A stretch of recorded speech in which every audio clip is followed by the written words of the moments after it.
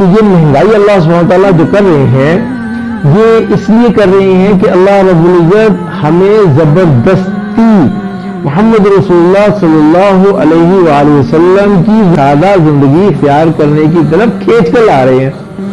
ہم نہیں آنا چاہتے خدا نہ خواستہ. عمومی لوگ آسائش زبائش نمائش کی طرف بھاگتے ہیں اور اس کی کوشش کرتے ہیں وہ اکٹھی ہو جائے. نبی اللہ کی جو سادہ زندگی ہے اس سے وہ ڈرتے ہیں. اللہ رب العزت مہنگائی کر کے زبردستی کھینچ کر سادگی کی طرف لا رہے ہیں. السلام علیکم ورحمۃ اللہ. دا گیٹ آف گائیڈنس کی ویڈیو دیکھنے کے لیے ہمارے چینلز کو سبسکرائب کیجیے اور بیل کے آئیکن پر کلک کیجیے تاکہ آپ ہماری آنے والی ویڈیو سے باخبر رہ سکیں. جزاکم اللہ خیرہ. اچھا ایک بہت اہم بات, آج مجھے واٹس ایپ پر ایک مہنگائی مارچ کے مولوی صاحب کا میسج آیا. دیکھنے میں تو یہ کوئی ایسا میسج نہیں تھا جس میں کوئی پریشانی ہو, لیکن سمجھنے کے لیے بہت اہمیت رکھتا تھا.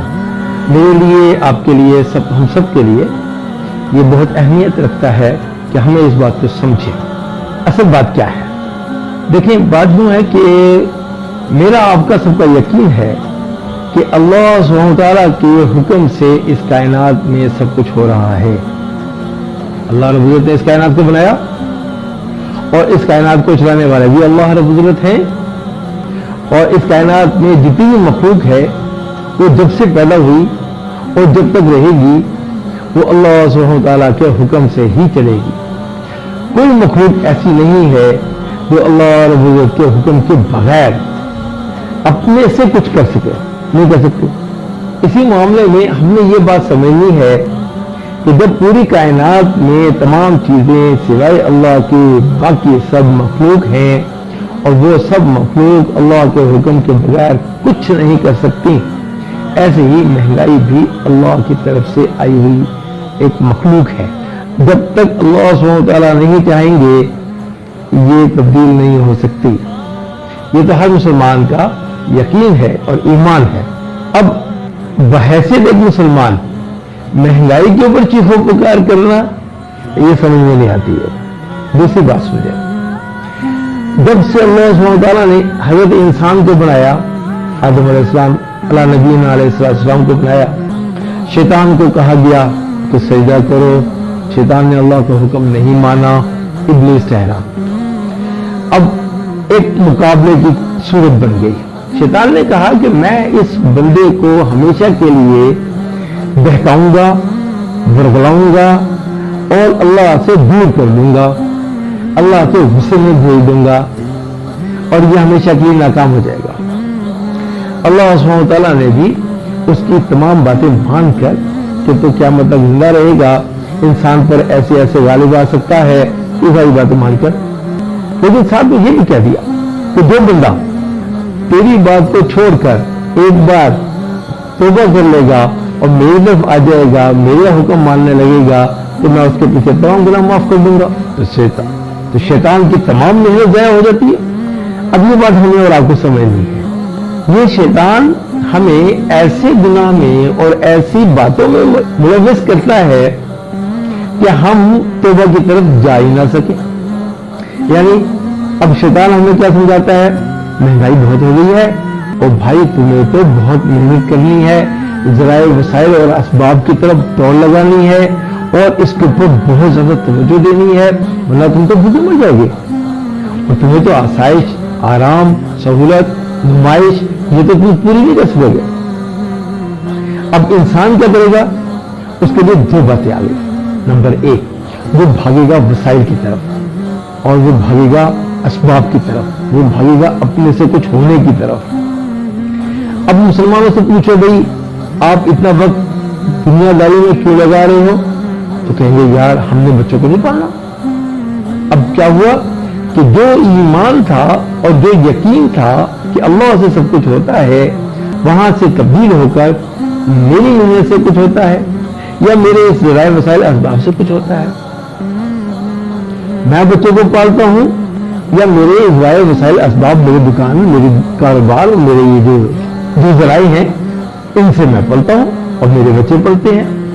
तो यकीन कमजोर किसने किया?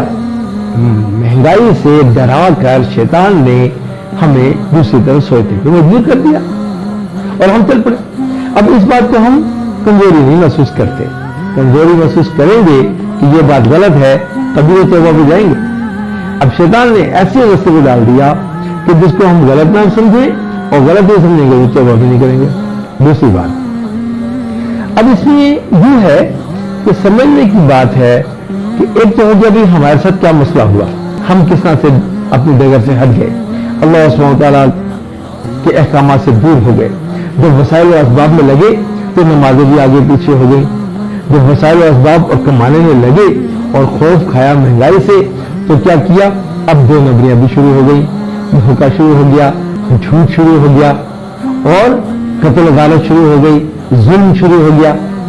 एक सिर्फ शैतान ने दिल में डाला महंगाई का खौफ और देखो उसे नुकसान कितना बड़ा हो गया।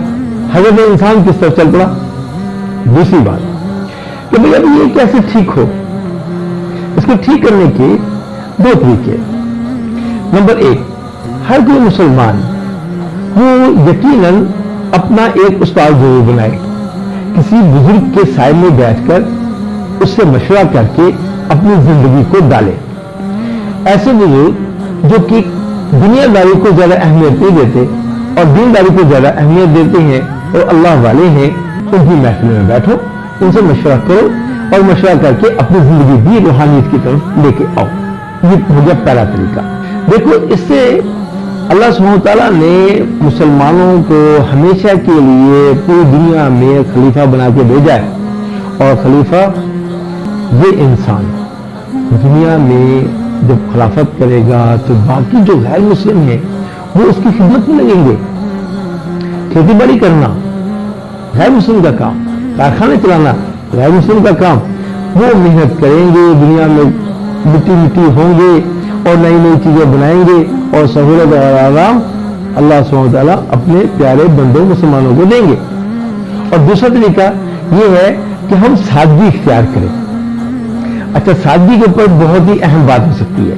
देखिए, एक तो हम ये सोचें कि ये महंगाई अल्लाह सुब्हानहू व तआला जो कर रहे हैं ये इसलिए कर रहे हैं कि अल्लाह रब्बुल इज्जत हमें जबरदस्ती मोहम्मद रसूलुल्लाह सल्लल्लाहु अलैहि वसल्लम की ज्यादा जिंदगी इख्तियार करने की तरफ खींच कर ला रहे हैं। हम नहीं आना चाहते खुदा ना खास्ता। अमूमी लोग आसाइश, जुबाइश, नुमाइश की तरफ भागते हैं और उसकी कोशिश करते हैं वो इकट्ठी हो जाए। नबी अल्लाह की जो सादा जिंदगी है उससे वो डरते हैं। अल्लाह रब्बुल इज्जत महंगाई करके जबरदस्ती खींच कर सादगी की तरफ ला रहे हैं।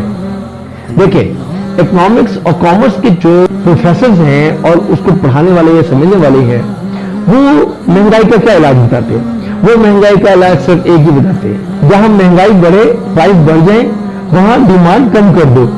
जब डिमांड ही नहीं होगी, लोग खरीदना छोड़ देंगे, खुद ब खुद वो चीज सस्ती हो जाएगी। इतनी सी बात। अल्लाह सुब्हानहू व तआला भी यही चाहते हैं हर मुसलमान के साथ, तो जिंदगी को सादा कर दे। अब आप देखें, खाने पीने की अशिया में जो घी है, कुकिंग ऑयल है और बहुत सारी चीजें हैं, गोश्त है, ये बहुत महंगा हो गया। अच्छा, महंगा हो गया भाई, अब बोलोगे खाने खा लो, क्या मर जाओगे? नहीं मरोगे।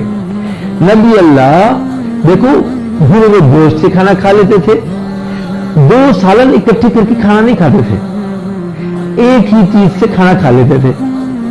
इतनी सादा जिंदगी।